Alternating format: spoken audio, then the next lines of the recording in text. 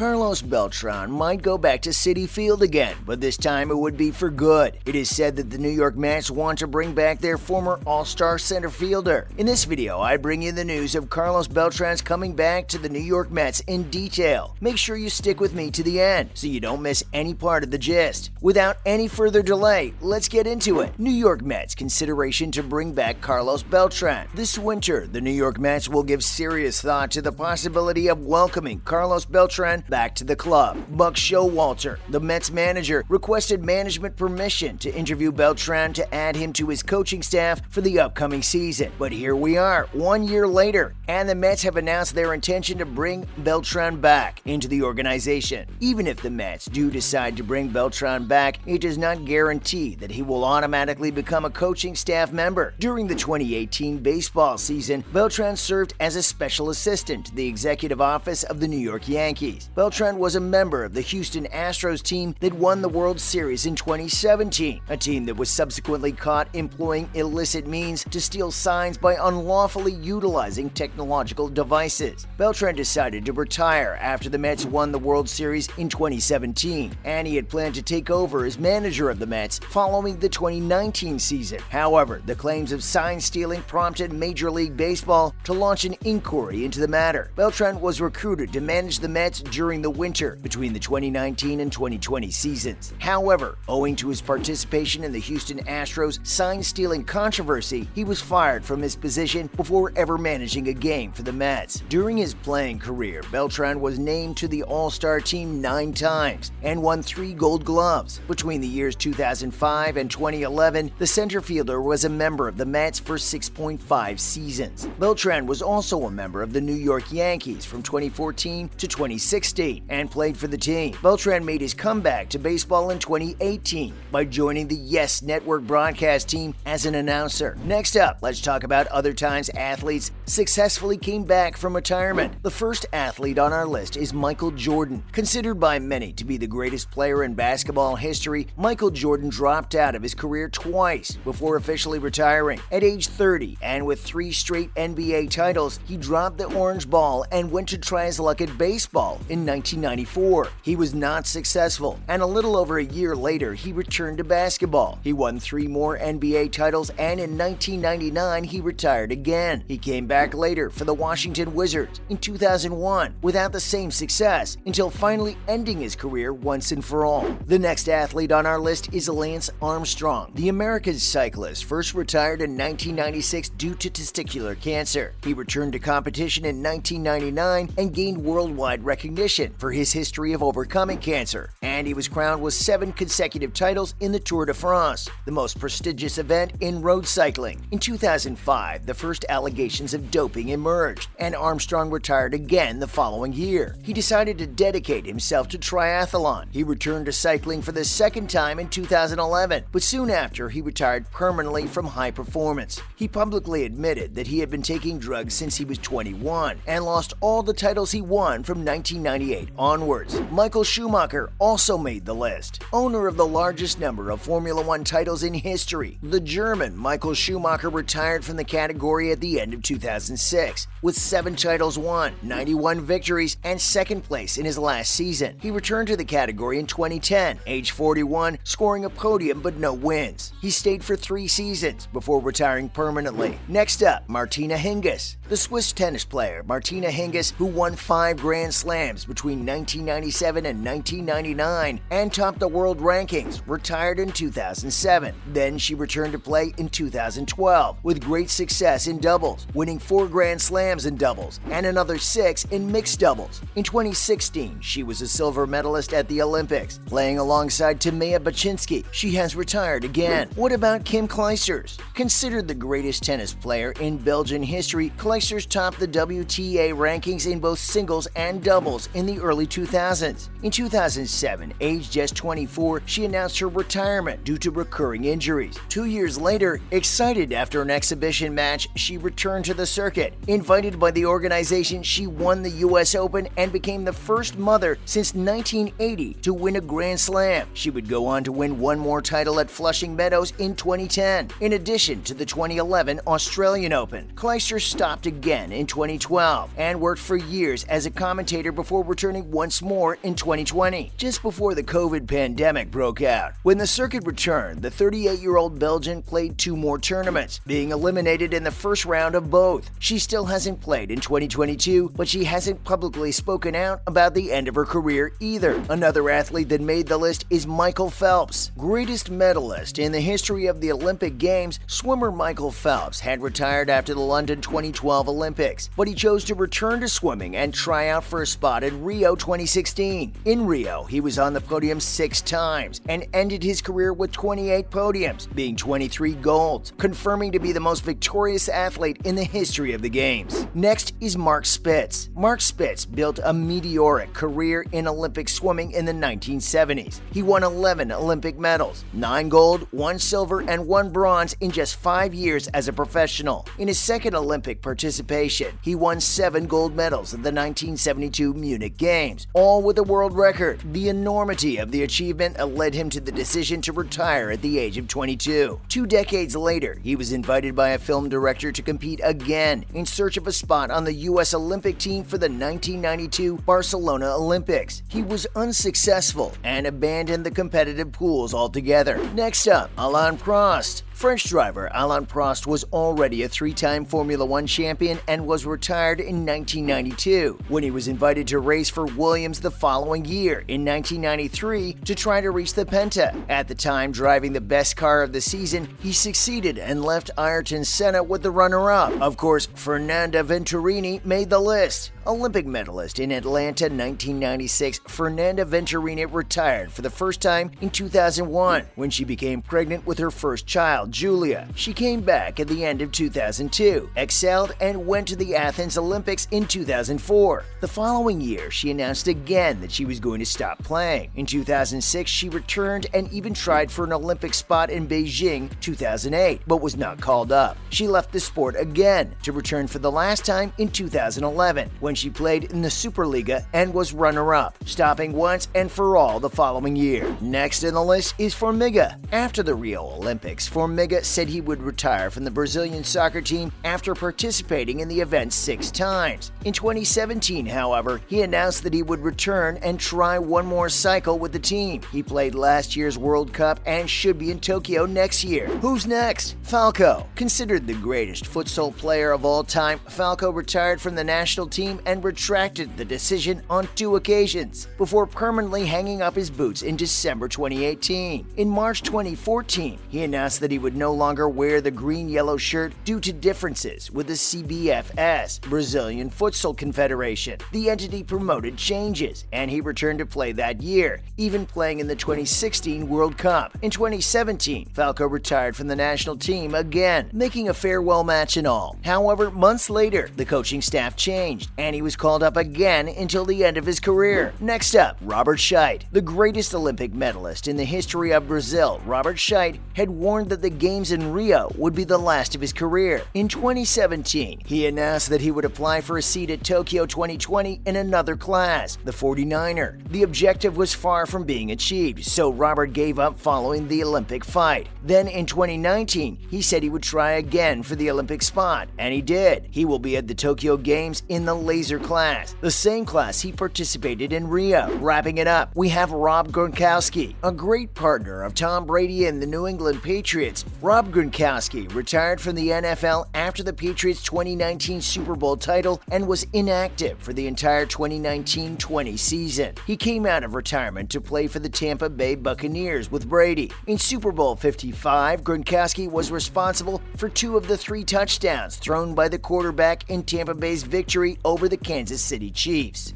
That concludes today's video. If you found the video helpful, give us a thumbs up, and don't forget to share the video with your friends and family. See you next time.